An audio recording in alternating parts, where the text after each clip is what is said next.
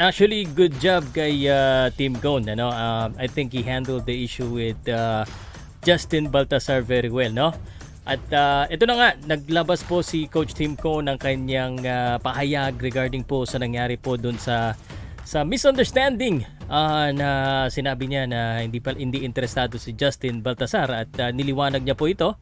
At yun, kumbaga na clear na po ang pangalan ni Justin Baltasar. At willing na willing po itong si Justin Baltasar na maglaro sa Gilas, Pilipinas. Ngunit ang tanong po, maglalaro ba siya dito sa Asian Games? At sino ba yung mga maglalaro dyan? At ano ba itong ano bang tingin ko sa unang issue ni Coach Tim Cone bilang isang Gilas, Pilipinas head coach? How did he handle it? Powercast Sports. If you're new here, don't forget to subscribe and hit the notification bell.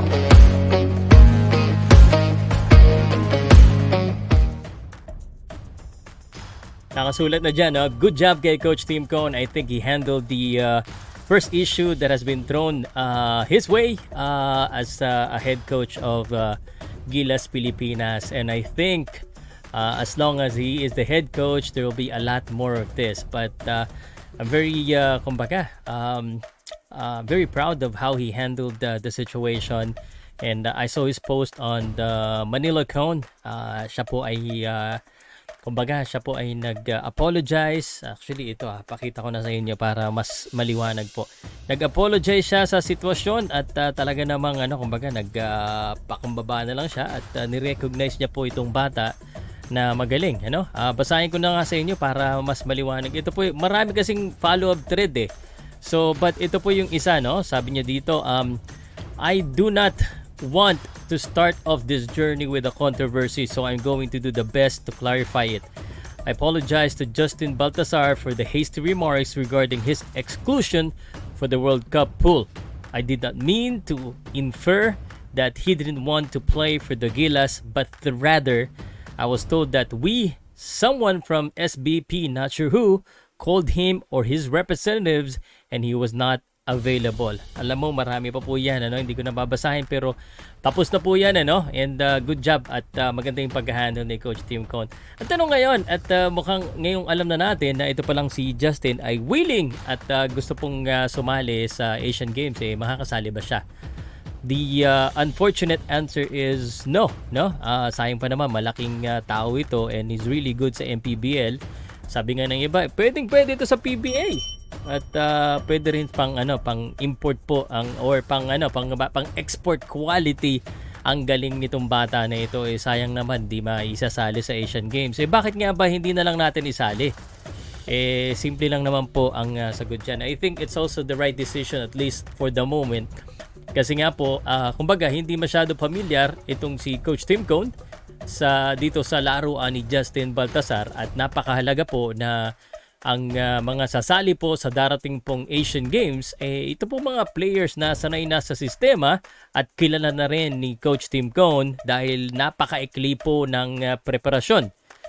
Buti hindi na pressure si Coach Tim. Naalala ko last time na ito masabi ko lang po just being objective na preparation chemistry was very important to us, but may mga ilang players po sa Gilas Pilipinas World Cup na talagang pumasok at kulang sa practice. Pero ngayon, I think we're not making the same mistake and hopefully we're improving.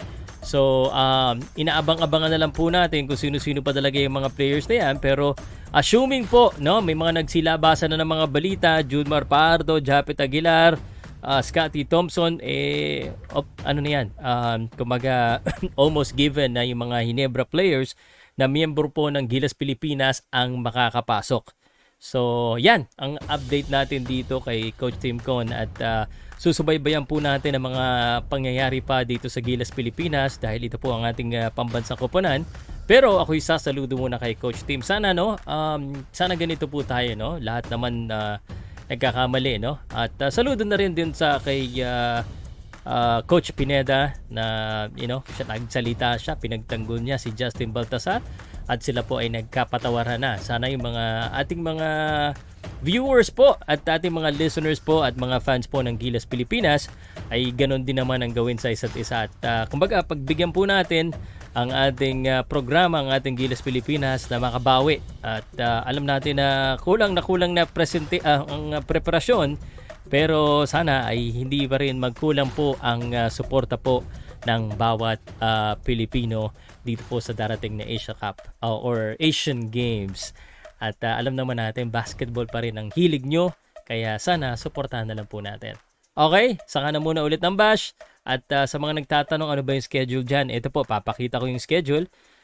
Sana ba yung schedule ko dito?